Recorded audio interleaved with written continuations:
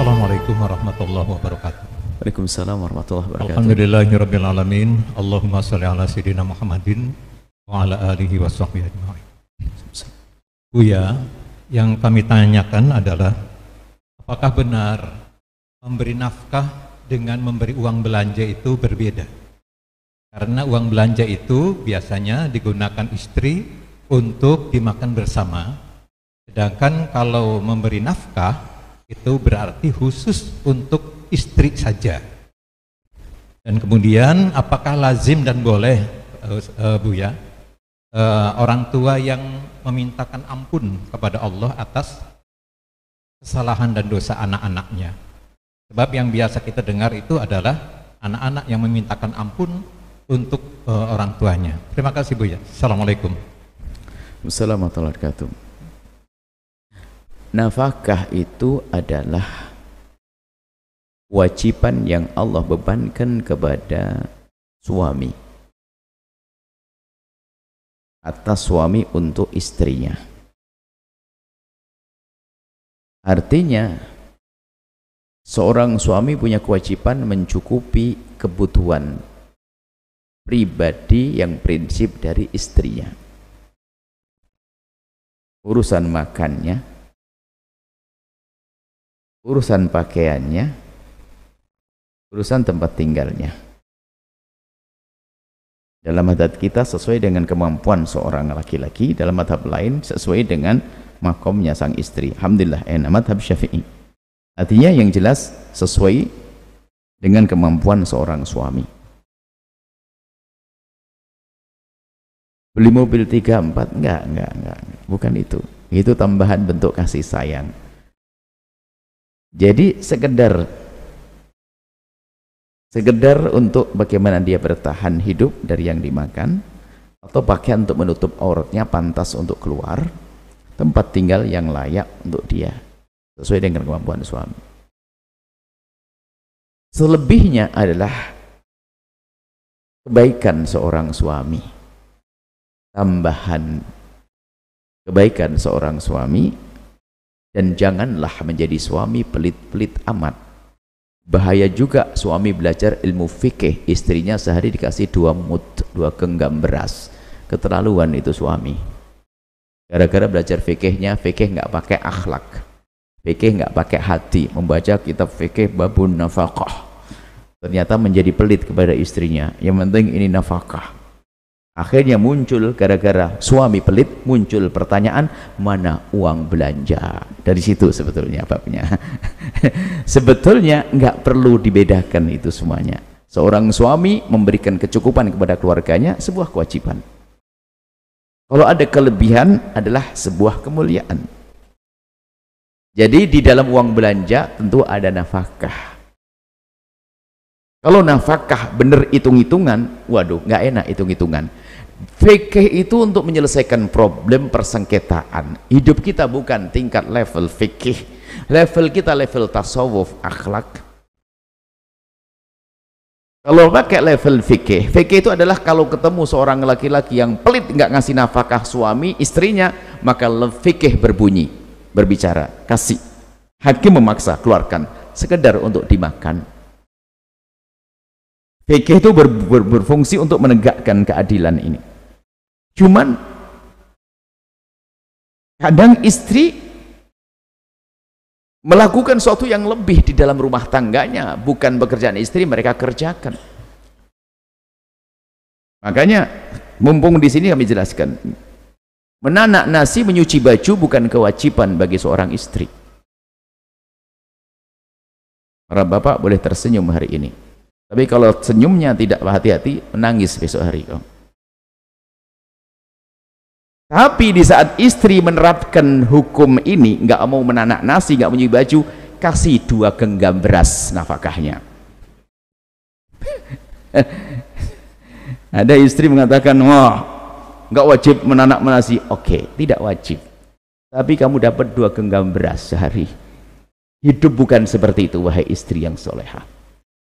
Suami bekerja keras untuk meningkatkan kualitas hidup agar lebih ini dan sebagainya, sehingga perlu banyak kerja.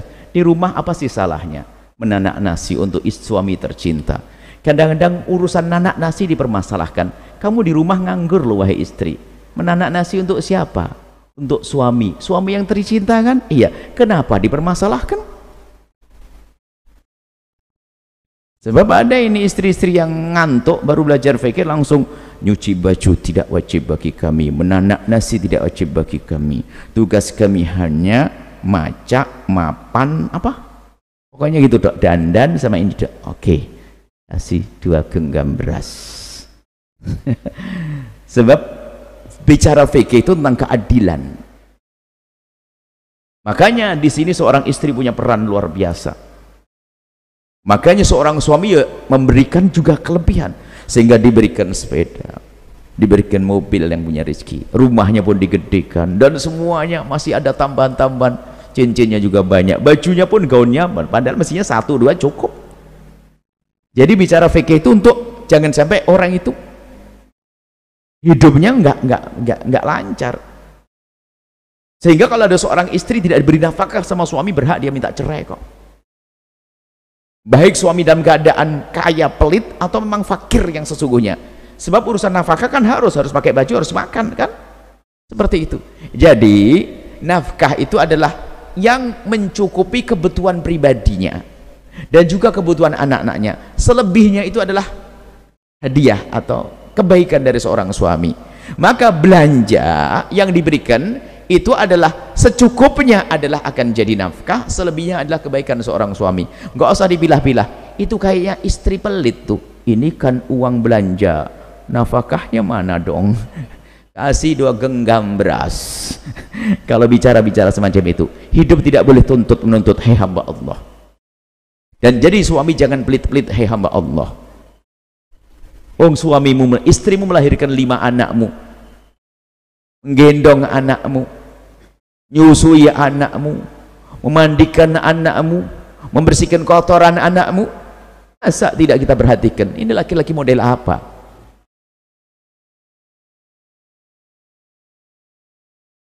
Seorang istri suatu kita berkata, Buya, masalah tanggung jawab anak gimana sih Buya?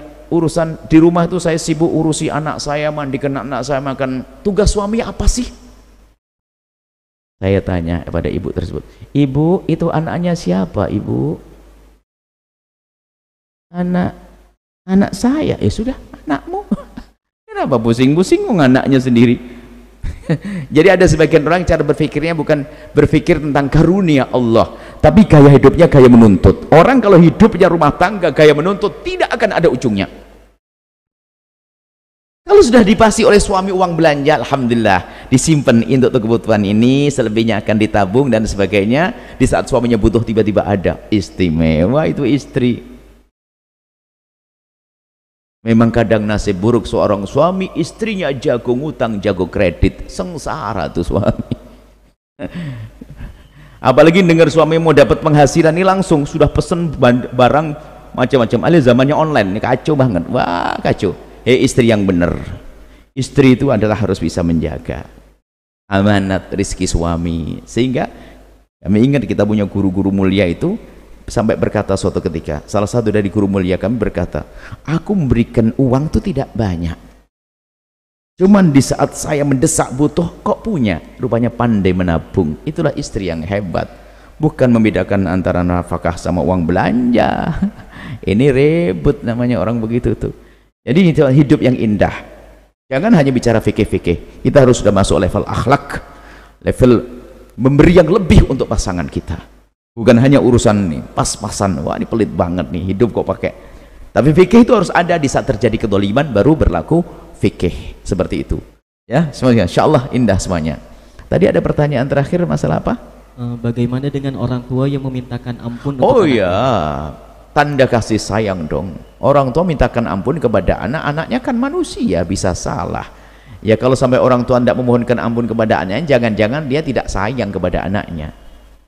Meminta ampun kepada anak sah, tanda cinta. Meminta ampunnya seorang anak untuk orang tua, tanda bekti. Kalau seorang anak memohonkan ampun untuk orang tuanya, tanda ada bekti, nggak rela kalau orang tuanya disiksa oleh Allah. Seorang tua yang mendoakan anaknya pemohonan ampun, tanda cinta. Karena anak kita kan manusia. Bahkan bukan saja anaknya, egois banget kalau urusan anak. Walil muslimin wal muslimat, kaum muslimin dan muslimat semuanya. Dan itu kita lakukan. Khutbah Jumat di atas mimbar setiap Jumat dalam mazhab Syafi'i, kalau tidak doakan mereka enggak Allah maghfir lil muslimin wal muslimat wal mu'minin, anak kita masuk di dalamnya, istri masuk, tetangga masuk. Jadi hendaknya seperti itu. Kita mendoakan anak kita sah, dan hendaknya seperti itu. Mereka juga punya salah, punya dosa. Semoga anak kita menjadi ahli surga, istri ahli surga, suami ahli surga, orang tua ahli surga, guru ahli surga, murid ahli surga. Wallahu a'lam bishawab. Sahabat Al-Bahjah TV, setelah menyaksikan video ini, jangan lupa bersolawat kepada baginda Nabi Muhammad. Shollu ala Nabi Muhammad.